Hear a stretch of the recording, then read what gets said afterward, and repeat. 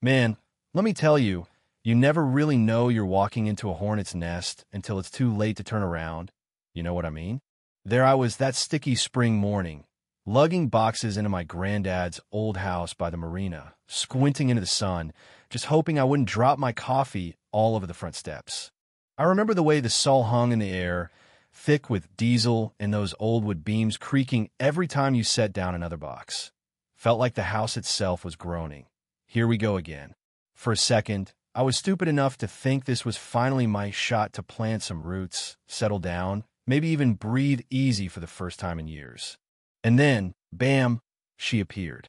I swear, if you blinked you'd miss the way the world changed when Veronica Dempsey rolled up in her fuchsia blazer, heels clicking across the cracked driveway like she owned every inch of it.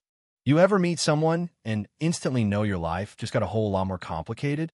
That was her, tapping a diamond bracelet against my car window, looking me dead in the eye with that smile, the kind that never really reaches the eyes.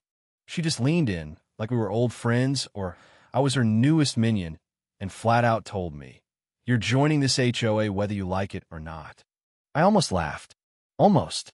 But I blinked, glanced over her shoulder at the water glinting beyond the docks, half expecting her to snap her fingers and have a universe rearrange itself to her liking.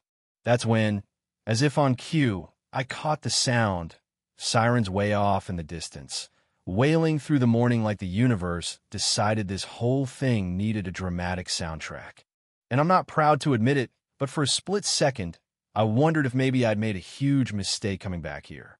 Just 3 weeks before, I was Alex Mercer, ambitious, optimistic, the guy about to inherit the last standing piece of my family's legacy. Now, I felt like just another poor sap facing down the local queen bee of the marina, someone who apparently thought HOA president came with the power to rewrite local history.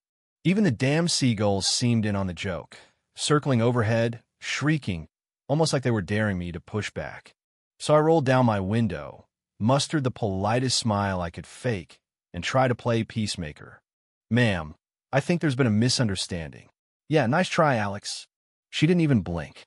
Just shoved her clipboard at me, like she was offering a sword. "No misunderstanding, Mr.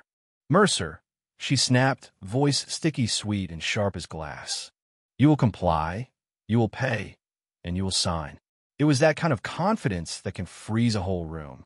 I'd be lying if I said my gut didn't twist a little. But I wasn't about to let her see me sweat. I got out of the car, every neighbor suddenly, magically, finding a reason to check their mailbox or water their plants, but really, they were soaking up every second of this showdown.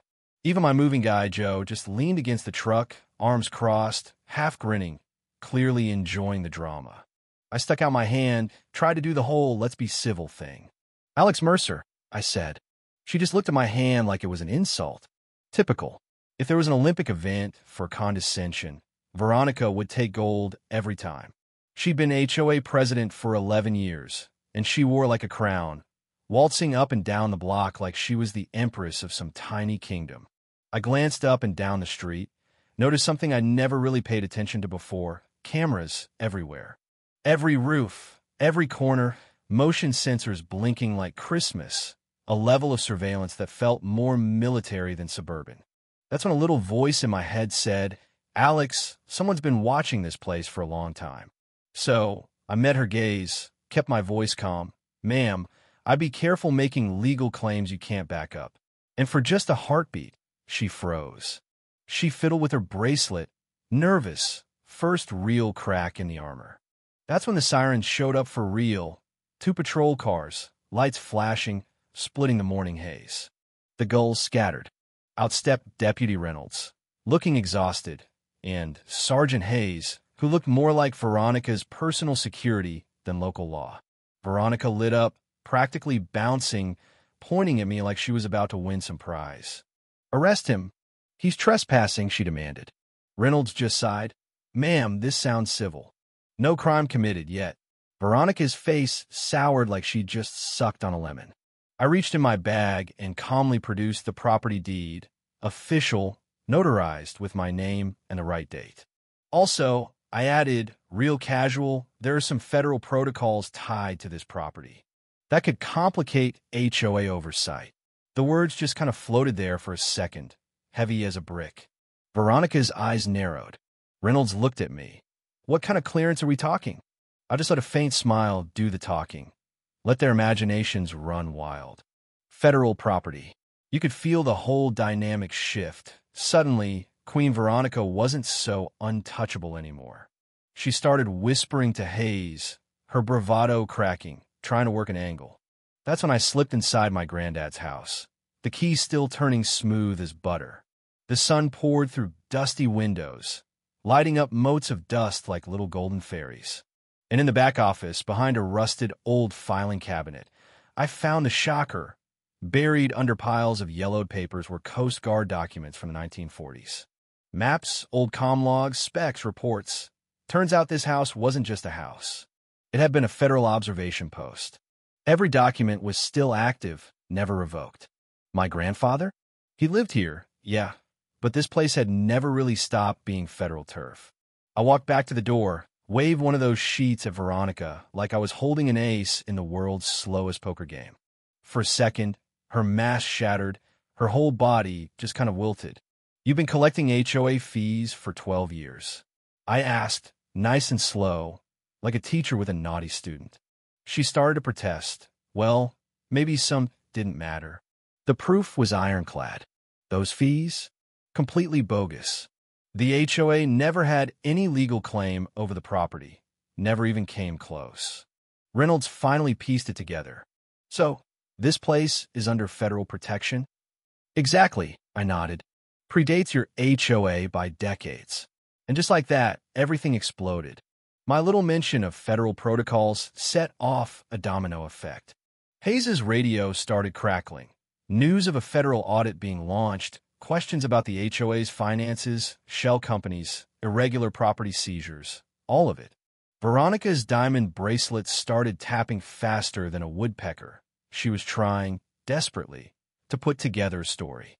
Right at the height of that chaos, this black SUV rolled up, slow and deliberate. 3 folks stepped out, badges gleaming in the sunlight. Agent Presley Martinez, FBI. They came straight for Veronica.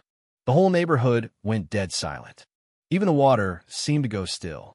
I braced for the perp walk, but then, out of nowhere, the twist hit like a ton of bricks.